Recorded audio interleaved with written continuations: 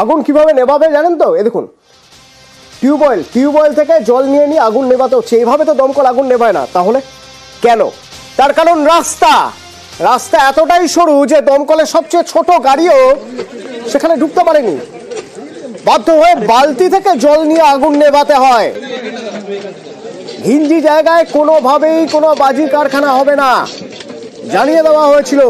বেআইনি বাজি কারখানা যদি ঘিঞ্জি জায়গায় হয় তা মোটেও নিয়ম মেনে নয়। কিন্তু এখানেও দেখা যাচ্ছে এই বাজি কারখানা এমন একটা জায়গায় তার যাওয়ার রাস্তা এতটাই সরু যে দমকলের ছোট গাড়িটাও যেতে পারেনি। এই যে দেখছো দমকলের যে গাড়িটি দাঁড়িয়ে রয়েছে, গাড়িটা ছোট গাড়ি, আরেকটি গাড়ি দূরে দাঁড়িয়ে রয়েছে, সেই গাড়িগুলোকে ঢোকানো যায়নি গলির মধ্যে।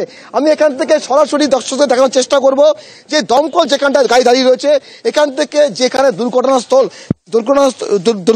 কতটা দূরত্ব দেখতে পাচ্ছ, যে আরেকটি গলির মধ্যে পিচের ঢালাই রাস্তা, সেই রাস্তা যাচ্ছি এবং এই রাস্তা দিয়ে অনেকটা হেঁটে যেতে হবে। ফায়ার ব্রিগেডের জন্য যে জল বোঝাই করা যে গাড়ি, সেই গাড়ি ঢোকার মতো কার্যত রাস্তা ছিল না। এখানে আরেকটা রাস্তা যাচ্ছে এবং সেখান থেকে বাঁ দিকের গলি একেবারে ঢালাই রাস্তা। এই রাস্তা দিয়ে দিতে কতটা সময় করতে হচ্ছে দেখো, কতটা সরু দেখো।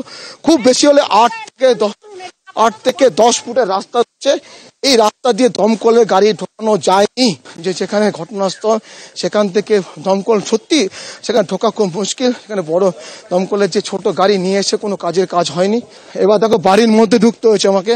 এই যে সেই কার্যত একটা দুর্ঘটনাস্থল, যেটা দেখানোর চেষ্টা করব। যে দেখো এখানে এসে শেষ হলো দুর্ঘটনাস্থলে। কি হয়েছে, কিভাবে হয়েছে, পুরো বিষয়ে জানাতে হবে। যত দ্রুত সম্ভব রিপোর্ট করতে হবে, নবান্নকে জানাতে হবে কি হয়েছে। কারণ রিপোর্ট চেয়ে পাঠিয়েছে নবান্ন থেকে আমার সঙ্গে ইরন রয়েছে। ইরন, কি জানা যাচ্ছে নবান্ন থেকে? ইরন, নবান্ন রিপোর্ট চাইছে।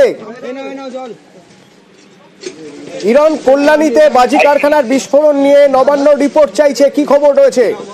একদমই দেখো, কল্যাণীতে যে বাজি কারখানা বিস্ফোরণ, সেই ঘটনায় নবান্ন তরফ থেকে রিপোর্ট চাওয়া হয়েছে এবং মূলত জানতে চাওয়া হয়েছে কি ঘটনা ঘটেছে, ঘটনার বিস্তারিত জানতে চাওয়া হয়েছে এবং কতজন মারা গেছেন বা কতজন আহত রয়েছেন, পুরো ডিটেলসের রিপোর্ট ইতিমধ্যে নবান্ন তরফ থেকে জানতে চাওয়া হয়েছে। এবং পুলিশের সঙ্গে কল্যাণী যে মানে দায়িত্বে থাকা পুলিশ নদিয়া, তাদের সঙ্গে কিন্তু যোগাযোগ রাখা হচ্ছে এবং মূল বিষয়টি পূর্ণাঙ্গ রিপোর্ট ইতিমধ্যেই চেয়ে নবান্ন তরফ থেকে জানানো হয়েছে বলে নবান্ন সূত্রে খবর।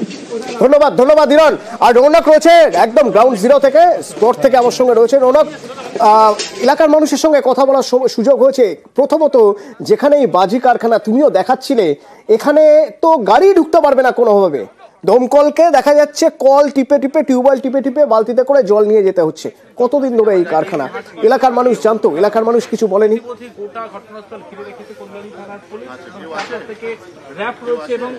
দেখো, একেবারে এলাকা মানুষ বলছে যে এখানে কিন্তু বাজি কারখানা ছিল, তারা অবগত ছিলেন। কিন্তু যে বিষয়টি দেখার, যে অত্যন্ত ঘিঞ্জি এবং জনবহুল এলাকা, তারই মধ্যে এরকম ভাবে একটা বাজি কারখানা কি করে তৈরি হলো।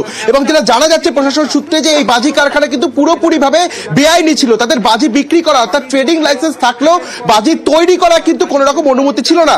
এই কারণেই যেহেতু ঘিঞ্জি এলাকা এবং ছোট রাস্তা বা ধরুন দমকলের ইঞ্জিন ঢুকতে পারেনি, সেই কারণে এখানে যে টিউবওয়েল ছিল তা দিয়েই কিন্তু জল দিয়ে স্থানীয় মানুষ এবং যে দমকল কর্মীরা যারা ছিলেন তারা এই আগুন নিয়ন্ত্রণে এনেছিলেন। এই টিউবওয়েল যদি না থাকতো, এই যে আগুনের তীব্রতা আরো কিন্তু বাড়তে পারতো। এবং যেহেতু অত্যন্ত জনবসতিপূর্ণ অঞ্চল, তোমায় দেখানোর চেষ্টা করবো অতটু, আশেপাশে প্রত্যেকটি জায়গায় এখানে কিন্তু বাড়ি রয়েছে এবং ঘনবসতিপূর্ণ অঞ্চল, সেই কারণেই কিন্তু আতঙ্ক তো ছড়িয়েছে। এবার সেক্ষেত্রে প্রশ্ন এখানেই উঠছে যে কিভাবে এইরকম একটা জনবসতিপূর্ণ অঞ্চলের মধ্যে এই বাজি কারখানা গজে উঠলো, যেখানে কিন্তু র মেটেরিয়ালস অর্থাৎ গন্ধক সোডা যেগুলো দিয়ে এই বাজি তৈরি হয়, সেই মেটেরিয়ালস মজুদ এবং আগুনে পুড়ে যাবার পরও কিন্তু সেই চিত্র দেখা যাচ্ছে।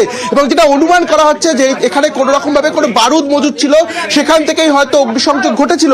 কিন্তু এখানে প্রশ্ন আসছে যে যেহেতু ঘনবসতিপূর্ণ অঞ্চল, মানুষের বসবাস, তার মধ্যে কি করে এরকম একটা কারখানা গজে উঠলো। অর্থাৎ অত্যন্ত আইন ভেঙে কাজ হয়েছে। রৌনক, সঙ্গে থাকো। আইন ভেঙে কাজ হয়েছে। কল্যাণীর পুরপ্রধান নীলমেশ রায় চৌধুরী বলছেন ট্রেড লাইসেন্স ছিল কিন্তু কারখানার অনুমোদন ছিল না। অর্থাৎ বাজি বিক্রি করতে পারবে সেই অনুমোদন ছিল, বাজি বানানোর কোনো অনুমতি ছিল না। দেখুন, আমরা বলবো যে এটা তো কারখানা বলে এর নয়, এর অনুমোদন নেই কারখানা বলে। আমি যা শুনলাম এটা এর ট্রেড লাইসেন্স, ট্রেডিং এর জন্য, ব্যবসা করার জন্য এর লাইসেন্স আছে কম্পিটেন্ট অথরিটির থেকে নেওয়া। সেটা নিতে গেলে তো ফায়ার ব্রিগেডের এনওসি লাগবে, পুলিশের এনওসি লাগবে। তো সেই জায়গাগুলো আমরা অনুসন্ধান করব তারা নিয়েছিল কিনা, বাকি বৃত্তান্ত। আমরা কখনোই এই জায়গাতে বাজি কারখানা, বাজি করা, বাজি বিক্রিকে সমর্থন করি না। পুলিশ প্রশাসনের সাথে কথা বলছি, কারণ পুলিশ প্রশাসনের সম্পর্কে জ্ঞাত আছে কি পুলিশ কি স্টেপ নিয়েছিল আগে। প্রথমেই পৌরসভা তদন্ত করবে তার নিজের প্রশাসনিক স্তরে। নজরদারি ব্যাপারটা প্রশাসনের দেখার দায়িত্ব ছিল, সেটা দেখছে প্রশাসন। অনেক সময় অনেক ঘটনা ঘটে যায়, সব সময় সব ঘটনা আছে যেটা অ্যাক্সিডেন্ট বলে একটা কথা শব্দ আছে। আমরা যেটা বলেছি প্রশাসন মানে আমাদের ডিপার্টমেন্টকে, আমার দেখবেন আমার ডিপার্টমেন্টের লোকেরা অনেক কাজই করছে।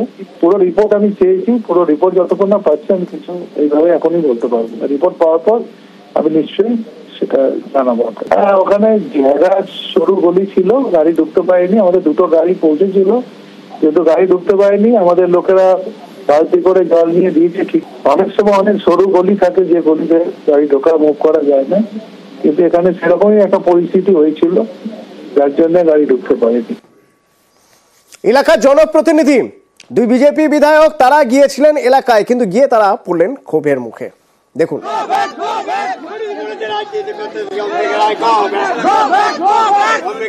চাকদার বিধায়ক বঙ্কিম ঘোষ, কল্যাণীর বিধায়ক অম্বিকা রায়, দুই বিজেপি বিধায়কই পড়লেন বিক্ষোভের মুখে। রৌনক, যখন বিজেপি বিধায়করা এলেন এলাকা পরিদর্শনে, যে কি হয়েছে, কি মানুষের সঙ্গে কথা বলবেন, জানবেন, তখন তাদের গো ব্যাক স্লোগান দেওয়া হলো। তারা বিক্ষোভের মুখে পড়লেন কেন? দেখো, একেবারে বিজেপি বিধায়ক যখন ঘটনাস্থল পরিদর্শন করতে এসেছিলেন তখনই কিন্তু স্থানীয় মানুষদের বিক্ষোভের মুখে পড়েন। তাকে ঘিরে কিন্তু গো ব্যাক স্লোগান ওঠে, কারণ স্থানীয় মানুষদের এখানে অভিযোগ ছিল যে এতদিন তিনি কোথায় ছিলেন। তারই যেহেতু এলাকার মধ্যে তিনি জানতেন না এখানে বেআইনিভাবে বাজি কারখানা তৈরি হয়েছে, তিনি তার কেন এই বিষয়টি অবগত ছিল না। যখন ঘটনা ঘটেছে তারপরে তিনি এসেছেন, তারপর একের পর এক তিনি দাবি করছিলেন। সেই বিষয়কে কেন্দ্র করেই কিন্তু স্থানীয় মানুষদের মধ্যে একটা উত্তেজনার পরিস্থিতি তৈরি হয় এবং তাকে ঘিরে কিন্তু স্থানীয় মানুষরা গো ব্যাক স্লোগান দেয়। প্রচুর পুলিশ বাহিনী এখনো মোতায়েন রয়েছে, উচ্চপদস্থ আধিকারিকরা, র্যাপিড অ্যাকশন ফোর্স তারা রয়েছেন। তাকে কিন্তু একেবারে এখান থেকে ঘটনাস্থল থেকে বের করে যে মেন রাস্তা সেখানে নিয়ে যাওয়া হয় এবং তারপরেই কিন্তু বিজেপি বিধায়ক তিনি চলে যান। এখানকার যারা স্থানীয় মানুষ তাদের অভিযোগ, যেহেতু তারই এলাকার মধ্যে তিনি কি জানতেন না এই কারখানা তারা রয়েছে। তিনি যেমন অভিযোগ করেছিল যেখানে আরো বেশ কিছু কারখানা রয়েছে, সেক্ষেত্রে তিনি কেন জানতেন না। ঘটনা ঘটার পর তিনি এখানে এসেছেন এবং তারপরে একের পর এক দাবি করছেন বিভিন্ন। সেক্ষেত্রে কিন্তু স্থানীয় এলাকায় উত্তেজনা ছড়ায় তার বিভিন্ন কথাকে কেন্দ্র করে।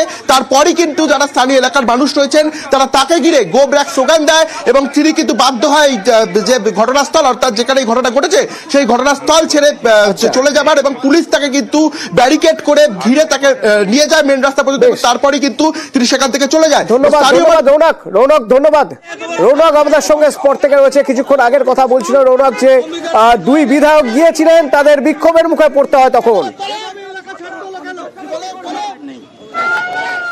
আমি এসেছি ওই যারা নাকি বাজি বিস্ফোরণের সাথে যারা যুক্ত এদের তত্ত্বাবধানে এই ঘটনা ঘটছে, এরা আড়াল করার চেষ্টা করছে, ভয় দেখাচ্ছে আমাকে।